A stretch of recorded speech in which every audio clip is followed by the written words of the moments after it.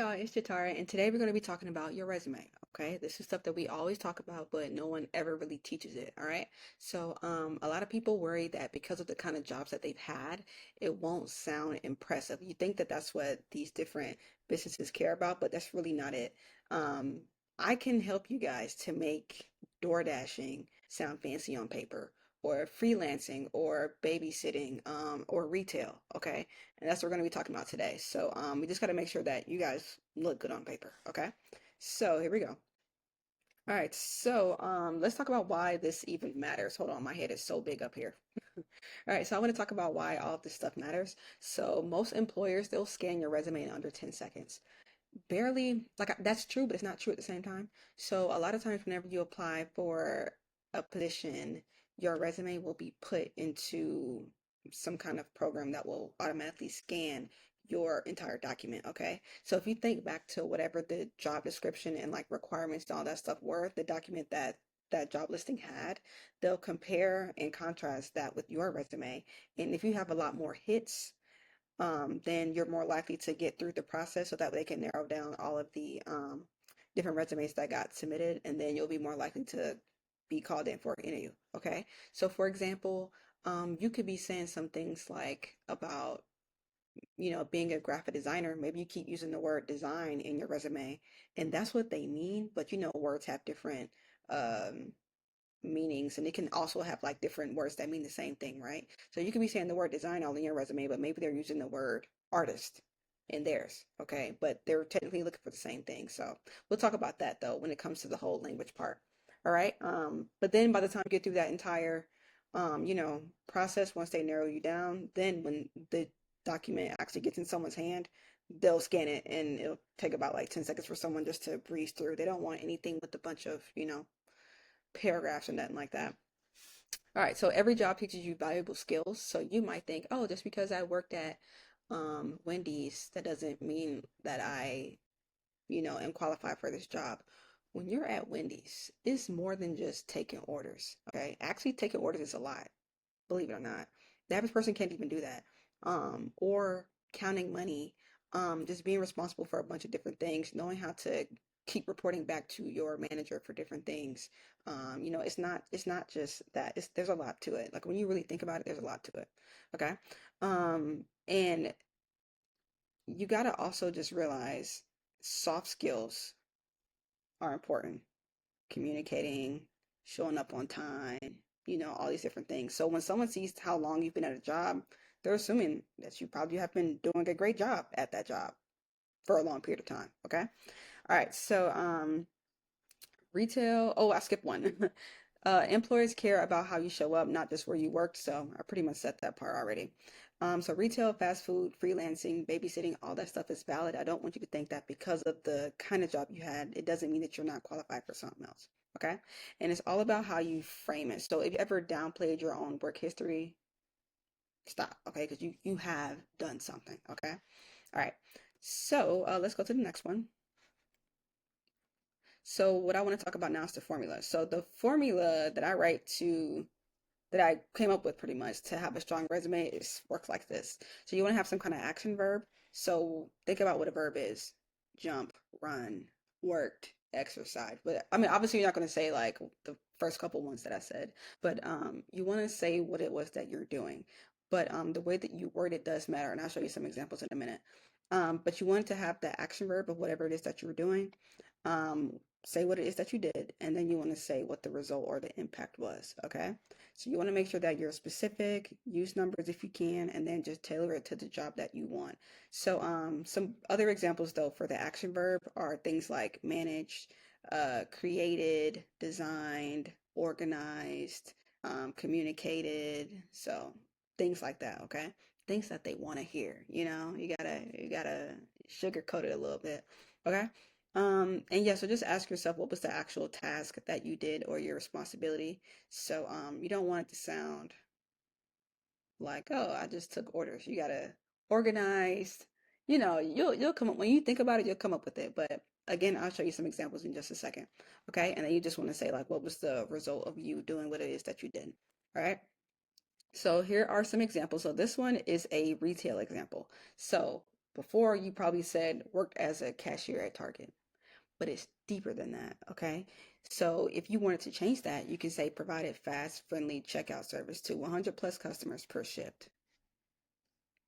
Do you hear the glitter has been sprinkled over this, okay? So this is just plain. This one it has glitter on it. It has lights. It's saying pick me, right? So this provided fast, you're quick, you know what you're doing, you know. Friendly, that means that you know about customer service. That's important, okay? Because you can't just go into some job and you don't know how to talk to people, okay? So yeah, and then you're just saying like how many people. You don't have to put a number right here, but you know, it's still it helps to have a more concrete um task that was being completed. Okay.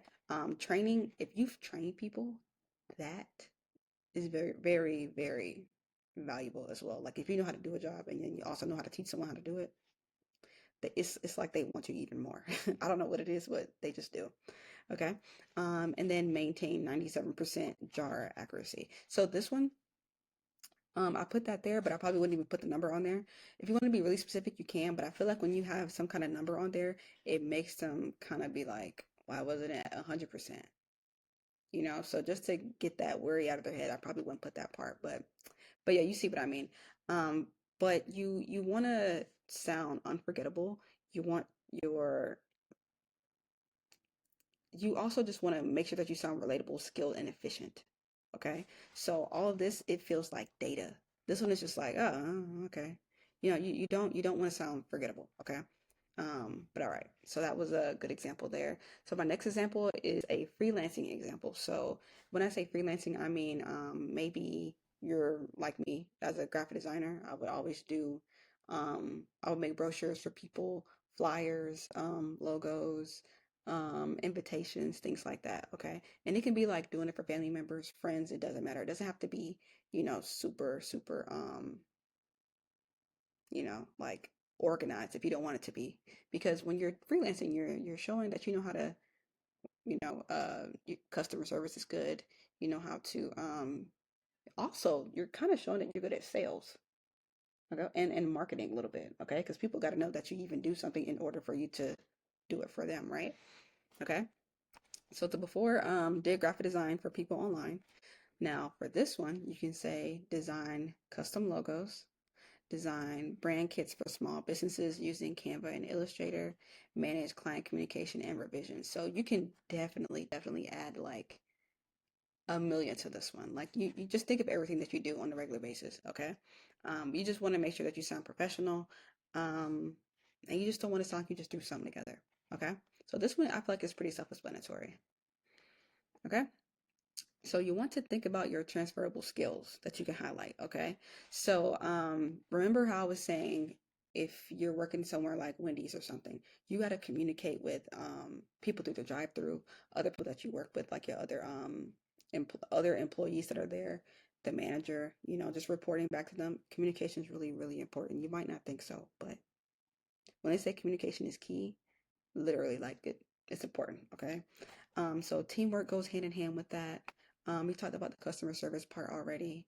Problem solving is really, really important as well because whenever you're working somewhere, you don't want to sometimes you can't wait on your manager all the time. So you got to be able to know what would be the best idea in certain situations, okay? So like let's say you're working at Wendy's and a customer is like, "Hey, you put pickles on my sandwich. I told you I didn't want pickles." And then they're like, "Can I see the manager?" And maybe the manager is like dealing with another situation. You got to figure out a way to handle it, you know? Like I mean, you could tell them to wait on the manager, but it just depends, okay? But if your problem solving skills are good, you'll figure it out. Hey, I'll make this extra sandwich for you without pickles. Here you go. And I'll throw in a free frosty. Okay. So you got to figure out something. Okay. But yeah, initiative, adaptability, and then time management. All those things they mean they really matter. It means the world. Okay. I don't even know. I can't stress that enough. Okay. All right, so I want you guys to know what counts as experience, okay? So any kind of paid job, so like I was saying, Wendy's, you work at Walmart, you can work at a daycare, literally anything, okay? Whether it's part-time or full-time. Freelancing or contract gigs. So if you were probably someone, like I said, doing like graphic design for people in your school, at work, in your family, all that stuff matters too. Also for people who are on websites like Behance, Upwork, Fiverr, all that stuff matters too, okay? Volunteer work, definitely. So if you, it can be any kind of volunteer work. Maybe, I know here in Atlanta during like Thanksgiving time, they have this thing where a lot of people can like show up and help pass out turkeys. You can do something like that, and you can put that down as volunteer work. Maybe you do it every year. Maybe you do something during the holidays. Maybe you do something, I don't know, like during New Year's, whatever. Or it's stuff for schools. Maybe you're um, help uh, organize events where they're donating school supplies to kids, anything. Campus jobs or student organization leadership, babysitting, tutoring, yard work. Yeah, so all this stuff, definitely if it's done consistently. I don't mean if you just cut grass in one yard, then you can put that on there. That's not what I mean. It has to be something consistent, okay? Alrighty. So if you did the work, it counts basically, is what I'm saying. All right, so here are some do's and don'ts for the experience parts of your resume. Okay, so you want to start with the strong action verb. So that refers back to the formula that I was telling you guys about. You want to list 2 to 4 bullet points per job. I put 2 to 4, but I think if you're going to put two, make sure that they're like long. Okay, not like super long, like an entire paragraph, but I would just say if you want to have two, just make sure that it's kind of like chunky. But if they're like kind of shorter, then I would probably do 4 bullet points per job. Okay. I wouldn't have two short bullet points. You want to make sure that your job history is in reverse chronological order. And this is important because it's showing me what you are currently working on or what you just finished working on. Okay. People want to see like what you're doing like today. Okay. Um, so make sure that whatever you're doing today or last month or whatever, put that first and then just go backwards. Okay. So instead of going like 1, 2, 3, 4, you're going 4, 3, 2, 1. Okay. All right, so next for the don'ts, I really could have added a lot to this, but I didn't want to overwhelm you guys. So for the don'ts, don't say anything like responsible for. Remember, you want those action verbs, okay? So managed, created, designed, organized, okay? Don't put anything in first person. Don't say I did this or my blank, okay? So when you're putting those bullet points, you want to just start it off with that verb. Okay, so let's actually go back so you can see again what I mean in case you forgot. Okay, remember this was the after side. So all of these, it starts off with those verbs. You don't want to say I design custom logos. Just put that verb. Okay, put the verb first. All right, so and it's important because like remember I told you whenever people are looking at these resumes, they're skimming right through them. They ain't got time for this one extra word or 1 or 2 or 3 extra words, okay? And never ever ever undersell what you did. So if you did something, put it on there, okay? And even if it's the smallest thing, you better jazz it up, okay? All right, so you just want to make sure that you're respecting yourself, all right? So respect your work. Okay. So here's a bonus tip. So this is the one that this is the one. This is the one. So you want to use their language. Okay. So if I'm looking at a resume, let me actually read this first and then I'll go in detail. So you want to look at the job description for roles that you want, and you want to mimic the language in your resume. Okay. So don't just think I can read this job description and then I can just send in my resume. Don't do that. If you're really trying to finesse it, remember I told you they have to put your resume into a program so that way it can be like scanned by some program and they're going to compare and contrast it with the job description. Okay. So it's a computer, so you got to do what the computer wants. Just like how people say on sites like Instagram and Facebook or whatever, they say you got to respect the algorithm, you got to do what it wants. Same thing with the resume stuff, sort of. You see what I'm trying to say? But yeah, so here's an example.